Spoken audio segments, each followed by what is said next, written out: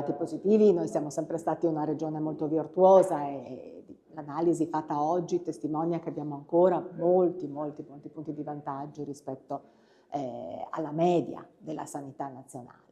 Quello che in qualche maniera preoccupa è che altre regioni con Termini, peraltro non regioni a statuto speciale, hanno guadagnato posizioni, poi Giorgio Sibon sicuramente criticherebbe perché non si può parlare di posizioni in senso complessivo, però diciamo si sono dimostrati più dinamici.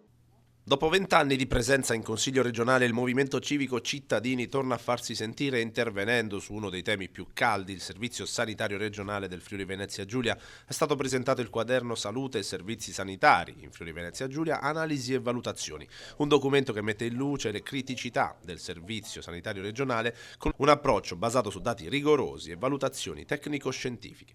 Il lavoro mette insieme tutte le informazioni degli enti più prestigiosi italiani che riguardano la valutazione del servizio sanitario della nostra regione comparato con il resto d'Italia. Quindi l'idea è di fornire più informazioni possibili perché si possa discutere di dati oggettivi e non si semplifichi in classifiche quanto accade al servizio sanitario. Il documento non si limita a fotografare la situazione attuale, ma punta a offrire un contributo costruttivo per una riorganizzazione del sistema sanitario regionale basata su dati oggettivi e su un confronto aperto tra istituzioni, operatori sanitari e cittadini stessi, all'insegna del coraggio.